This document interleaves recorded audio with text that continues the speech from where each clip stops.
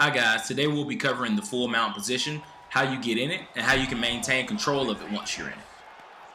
After you've successfully taken your opponent to the ground, the first thing you need to consider is what side you're on in relation to your opponent. So in this case, in this example, as you can see right here, if you look, I'm actually on the left side of my opponent. Now, when you transition, what you want to do is somewhat imagine that when you're using the right analog stick, you're actually shifting your hips. So in this case, what I actually want to do is I want to transition to the left first. So I'm going to use a left motion, going left on the right analog stick and then going up. And this will swing my hips over and on top of him, putting me in that full mount position that I want. Great work getting into full mount. Check out the number of takedowns. So once you finally get full mount, what you'll need to make sure you do is watch out for the opponent trying to make any transitions of their own. This is normally signified by the opponent either looking left or to the right and doing normally a body motion of some sort. If you see this happening, pay attention to which way their head is looking, and then you'll want to hit the R2 button on PlayStation, right trigger on Xbox, and then use the right analog stick to point in the direction they're trying to actually transition into, and this will actually block their transition and put them back in the position you're currently in.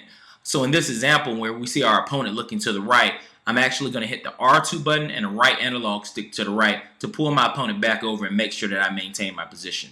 Now your opponent may eventually be able to transition out based on their fighter stats. That happens, just relax and ride it out until you can get back into the proper position. That's a nice punch by Henderson. He's in half. So right now my opponent actually has me in half guard. So he has both his legs wrapped around one of my legs. So what we want to do is we want to pay attention to which leg is actually trapped, and we want to get that leg off. So there's two ways to do this. One, once you figure out the leg that's trapped, you want to figure out what side it's on in comparison to where your opponent is. So in this case, what I have is my right leg. That's the one that's technically stuck if you look at the way our body's lined up. So what I'm going to do is I'm going to do a transition to the right, doing a right motion going up, so a quarter circle motion. So I'm going to transition, and I'll actually pop my leg out and put me back into side control. And then from side control, I can do another transition, going to the right again because we want to swing our hips that way. So we'll do a right motion to the right and up, and that'll swing us back and put us on top in full mount. Now, an advanced way to do this that will actually burn a little more stamina, but it'll get you where you want to be a little bit quicker, is that you can actually on PlayStation hold L1, on Xbox you'll hold left bumper, and then you can do a right transition. And this will actually burn a little more stamina, but it'll put you instantly back in that full mount position.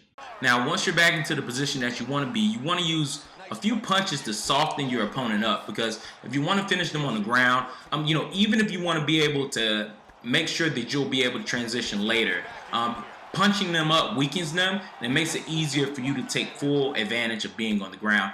So what I'm doing here is I'm just throwing a couple blows in. I'm not expending a lot of energy. Sometimes you'll actually want to stop punching and let some of your stamina actually recover.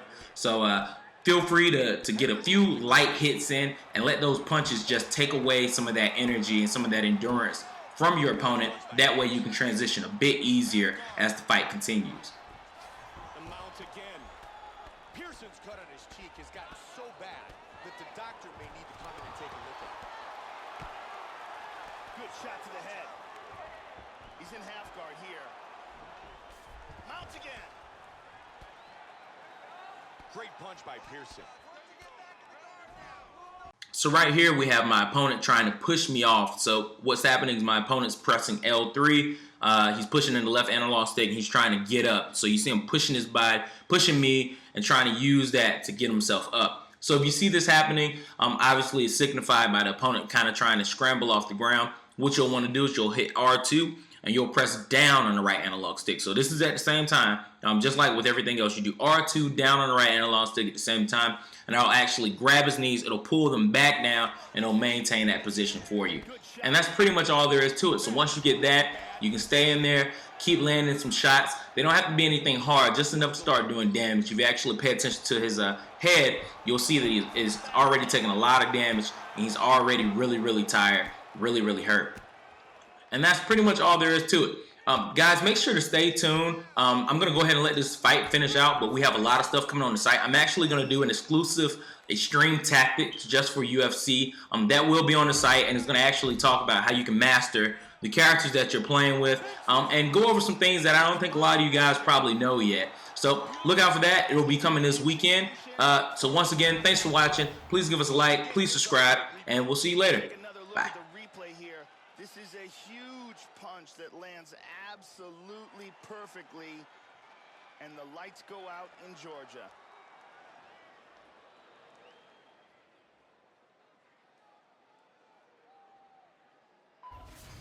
Bruce Buffer has the official decision. Ladies and gentlemen,